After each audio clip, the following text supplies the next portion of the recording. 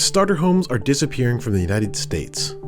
In the early 1980s, as many as 40% of the new homes built were considered entry-level. By 2023, just 9% fit the criteria. Give it another 20 years and literally no young person will be able to afford to purchase a home, period.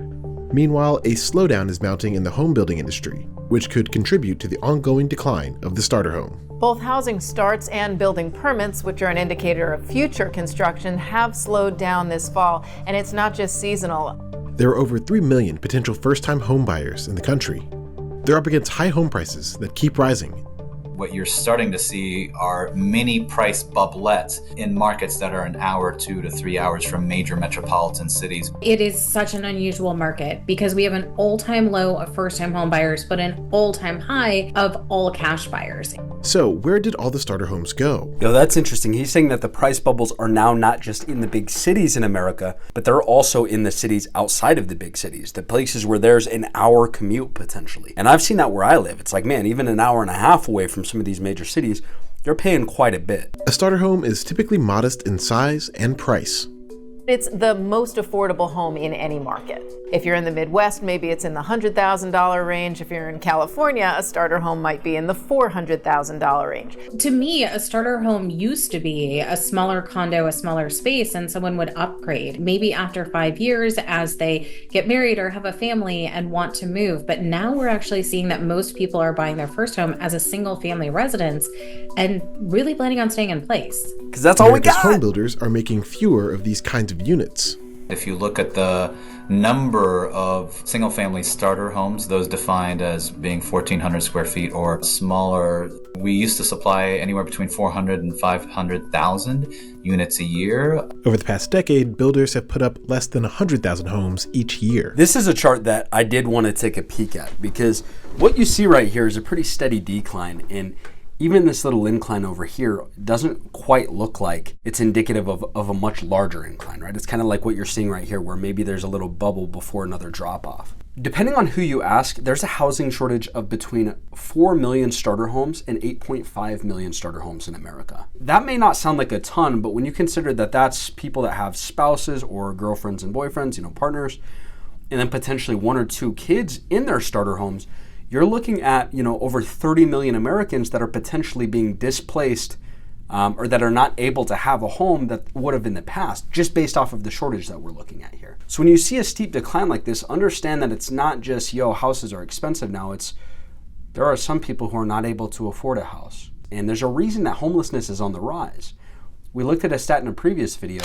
Homelessness for families with children grew 40% this past year from the prior year. 40% growth in a year of homelessness for families with kids, man. It's crazy. Really, by far, the number one reason is the increasing difficulty that many builders have in dealing with zoning regulations. Zoning laws are set at the local level. These laws can determine the size of each lot in a neighborhood. They can also specify how far a structure is set back from the property line, how tall it is, or how many units are on site. In many cases, these laws create an opportunity for local residents to challenge new development. The residents often raise concerns, like overcrowding of schools and wear and tear on local roads. A lot of this has to do with density restrictions within local communities. They may not want a townhouse or a condo community coming in, but they absolutely will welcome a single family community. This might be a hot take, but I just feel like zoning laws in general are BS. Like, who are you to tell me what I can and can't build if I own the land? Many builders are not leaving money on the table. They are just simply unable to build, or it's become so expensive to build that they can only build high-end single family and high-end multifamily. Given the high price of land, labor, materials, it's very difficult for big home builders to build the entry-level homes. There are a couple who specialize, like D.R. Horton, which has an express homes division, which specializes in starter homes. But for medium-sized builders, it's just very expensive in order to pencil all the costs they have and make it affordable to that lower-end buyer. As a result, home builders and first-time buyers are targeting further-flung locations. We've definitely seen a trend toward purchasing a home further from the urban core. So you do see a lot of new construction in suburbia and exurbia. Home values are now rising most rapidly in low-density and rural areas. Experts say that relaxing these codes could lead to higher levels of home building and preserve affordability.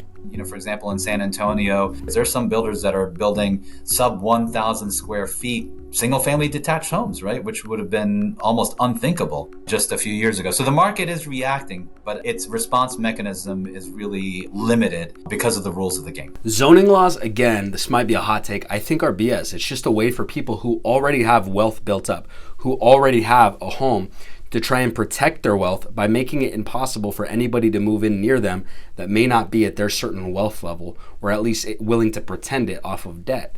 And the problem with that is, yes, you protect your wealth, but you're also preventing the younger generation, the kids, Gen Z, from having that easy mobility that your generation had. Experts say that more dense forms of housing could have helped first-time buyers, particularly in crowded areas. We do know that local communities are trying to address the lack of housing inventory in pretty unique ways. So accessory dwelling units is certainly a popular approach right now. That's one solution, but I think we need to be looking at adaptive reuse as well. So looking at vacant hotel motels, looking at vacant residential malls, and how do we bring residential housing units into those areas? I actually just covered another video from CNBC where this mall right here is actually one of the oldest malls in America that got renovated into a bunch of apartments. Now, these apartments, just so you're aware, you have no stove. You can't have an open flame. The only cooking you can do is with a microwave or an air fryer. Talk about forever chemicals and not great ways to prepare your food, right? The idea that this is going to be our big solution,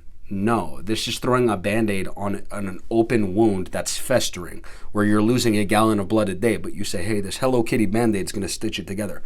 It's not.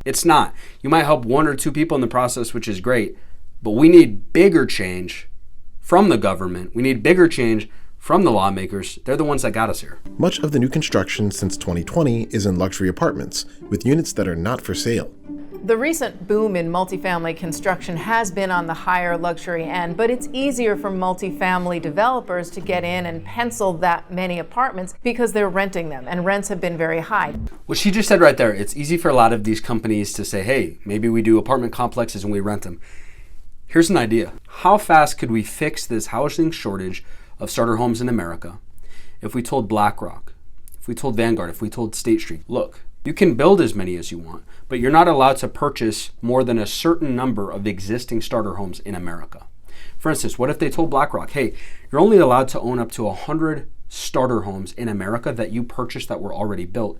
You're going to have to build the rest. How fast do you think BlackRock would be able to deploy capital and start fixing this problem? Instead of just buying what's already there and making it more expensive through rent, they'd have to go, oh, okay, well, I actually have to provide some value. We'll have to figure out a way to build it. The lawmakers don't want that, though. They want BlackRock in their pockets, making sure they win elections. Finances are a big barrier for first-time buyers. The premium paid to buy a home has increased sharply relative to renting over the past decade. The increases in home prices have also outpaced increases in wages. As a result, home sales are down across many markets, and the median age of the typical first-time home buyer has climbed to 38. That's up from age 29 in 1981. Just thinking about all of the headwinds that a 30-year-old may have, like student loan debt. Bro, 38-year-old, you're not even talking about a 30-year-old may have. You're talking about a 40-year-old at 38. They're about to hit 40, bro. And then we're like, oh, why is it that America's birth rate is declining? I'm pulling this up. This is America's birth rate as of 2022, and it's on the decline, so keep in mind it's probably worse. America is at 1.66 births. Do you know how many you need to replace a population just to keep it steady? About 2.2. So you look at this and you go, okay, if we're already having a problem with birth rates in America, maybe we shouldn't make it impossible for people to wait to get into a house until they're 40. Because a lot of people are going to look at this and say, yo, a kid costs approximately $400,000 to $500,000 to raise the kid. A lot of responsible families out there, and they're going to go, look, I want to get into a house before I have the kid. That's where I'm at. Look, before I do anything, I want to buy a house. I want to be able to say, hey, if I'm going to start a family, I need a place for them to be. I need something that I can hand off to them one day. I don't just want to rent, get into this cycle, have kids, and then pass on more debt. So if you want to even think about fixing the birth rates in America so that your population doesn't decline and your country doesn't fall apart, first maybe you should figure out how to get people into houses for cheaper. Just an idea. The problem is you have the most demand on the low end of the market because affordability is so rough right now, but you also have the least supply on the low end of the market. The average price of homes has increased rapidly too. Nationwide, home prices have climbed over 52% between January 2020 and October 2024. Adding to the burden, mortgage rates have returned to their standard historical range, near 7%. Investors are buying homes too, but economists saw their shares jump to an all-time high in 2024. Still, they make up a tiny fraction of the overall housing stock. The issue of large-scale investors is really not an issue. If you look at their share of the market, it's only 1% to 2%. However, if you look within fast-growing markets, particularly those that are affordable, and in the South, those entities are making it a little bit more difficult for buyers to purchase. Having said all that, if there was a normal amount of supply and we didn't have the shortage, this would not be really an issue. Okay, what he's saying there is that investors are not the biggest problem in housing affordability. Look, they only control 1% to 2% of the market. The reason that we're looking at them crazy is because instead of adding inventory to the market to help this problem, they're buying up existing inventory and then charging rent, which compounds the problem and makes it worse. And then our politicians, our lawmakers, do virtually nothing about it. They just, yeah, he's an investor. The thing is, man, I don't want to put a cap on what people make. Capitalism is a great system when it's checked, when it's kept in balance.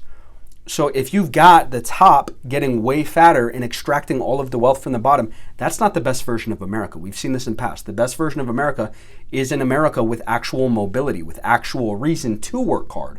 If people look at this and say, there's no chance I'm going to own a house, do you think they're going to go to work and put in the extra hours?